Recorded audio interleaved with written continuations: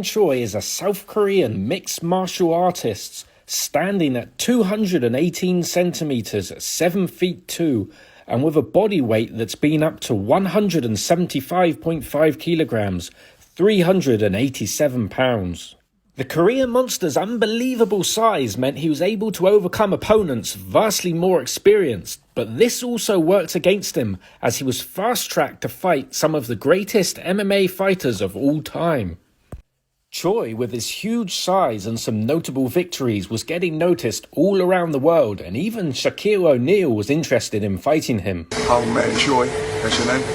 Yeah, I'm coming for you. Don't worry about it. I'm retired next year, 2 years. I'm coming for you.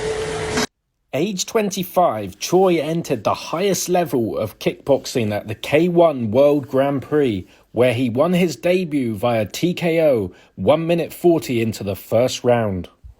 Choi began to have great success at this elite level. In his first 10 fights, he won 9, beating fighters such as Oliver McCall, the boxer who had beaten Lennox Lewis and Larry Holmes. And also he defeated Semi Schilt, a 4 times K1 kickboxing world champion. In those 10 fights, he lost just 1 by a controversial decision to Remy Bonjasky, a 3 times K1 kickboxing world champion himself. Choi was proving he was a massive handful for any fighter on the planet.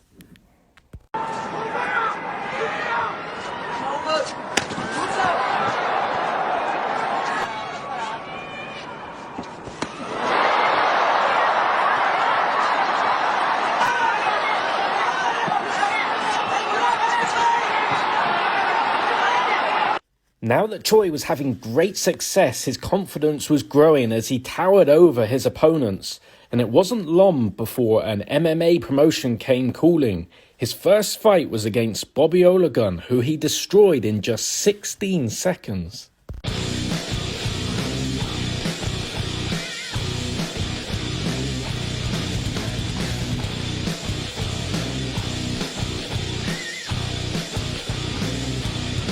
This incredible run of victories since Choi's career began against elite opponents turned out to be a double-edged sword, as Choi and his management's confidence grew so high that they decided to take a fight against undefeated 28-0 Fedor Emelianenko in MMA, a decision they would live to regret.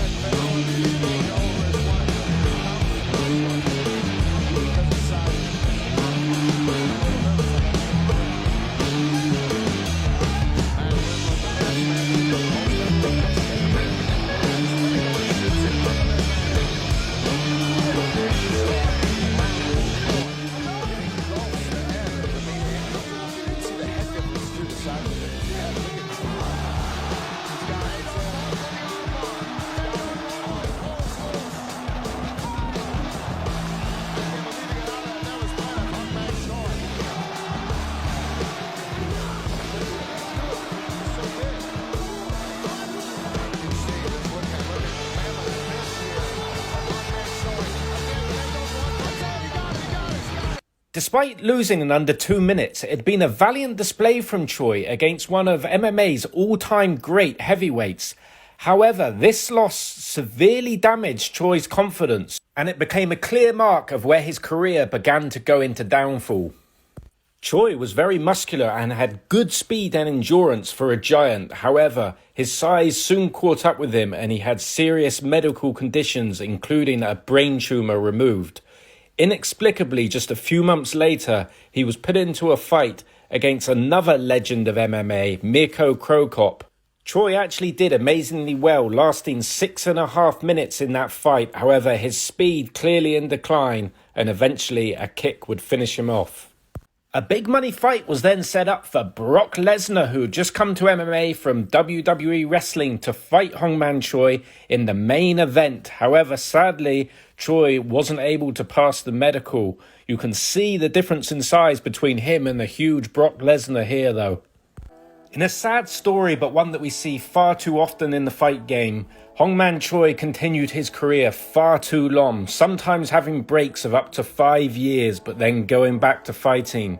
He had matches against huge men such as Akebono and Bob Sapp, who themselves usually dwarf their opponents, but look small next to the real-life giant Hongman Choi.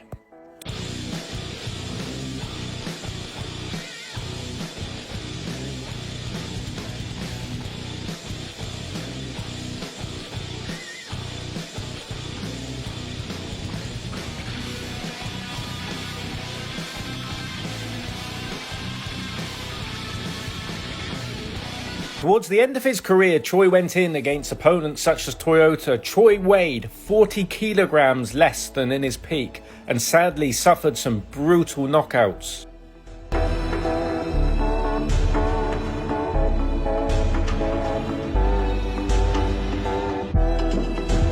He would keep on fighting and because of his huge size would still be able to defeat some opponents and carried on getting some victories. However, in amongst them was some very heavy losses.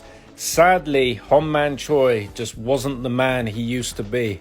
However, in his prime, Hongman Choi had been probably the most accomplished giant we've ever seen in mixed martial arts, beating some elite level opponents and causing everybody he fought against huge problems. He will forever be in the memories of anybody that saw him fight at his prime. Let me know in the comments, did you ever see him fight?